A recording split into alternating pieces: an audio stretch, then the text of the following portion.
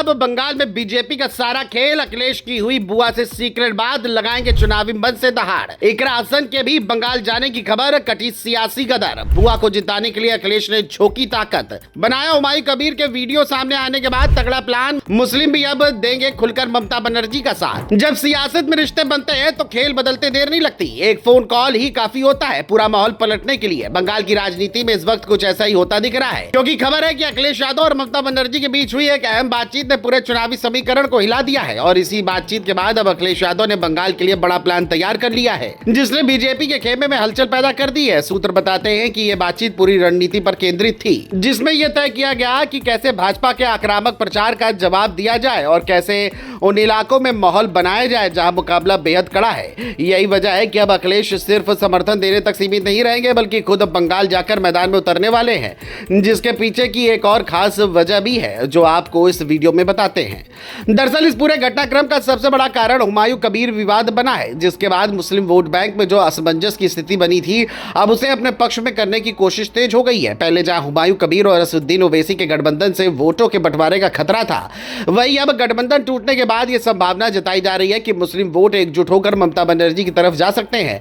और यही वो मौका है जिसे अखिलेश यादव भुनाने की तैयारी में है। अखिलेश ने अपनी रणनीति को जमीन पर उतारने के लिए सपा के कई युवा और आक्रामक नेताओं को बंगाल भेजने का प्लान बनाया है, जिनमें इकरा हसन, रागिनी सोनकर, प्रिया सरोज जैसे नाम शामिल बताए जा रहे हैं।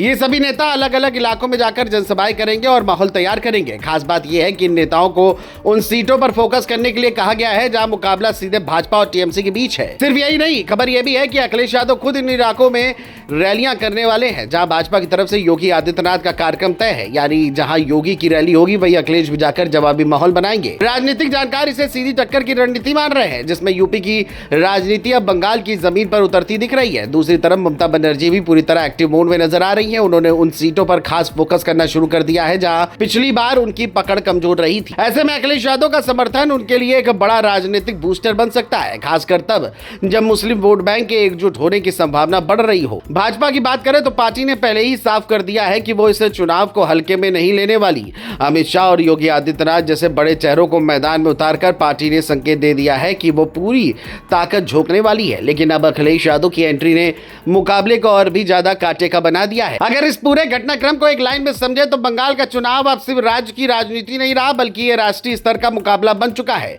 जहां यूपी की सियासत भी सीधे तौर पर जुड़ गई है। एक तरफ योगी का आक्रामक अंदाज है तो दूसरी तरफ अखिलेश और ममता की साझा रणनीति। और यही वजह है कि अब हर रैली, हर बयान और हर रणनीति का असर कई गुना बढ़ गया है। दावा है कि मुस्लिम वोट बैंक को अपने पाने में लाने के लिए अब शहमात का खेल तेजी से चल रहा है। अब सबसे बड़ा सवाल यही है कि क्या अखिलेश यादव और ममता बनर्जी की ये जोड़ी सच में भाजपा का खेल पलट पाएगी, या फिर भाजपा अपने मजबूत संगठन और रणनीति के दम पर बाजी मार लेगी। क्योंकि सियासत में हर चाल का जवाब होता है, लेकिन फिलहाल इतना तय है कि बंगाल का ये चुनाव अब और ज्यादा रोमांचक और हाई वोल्टेज हो चुका है, जहां हर दिन नया मोड़ सामने आ रहा है और हर कदम आने वाले नतीजों की दिशा तय कर रहा है।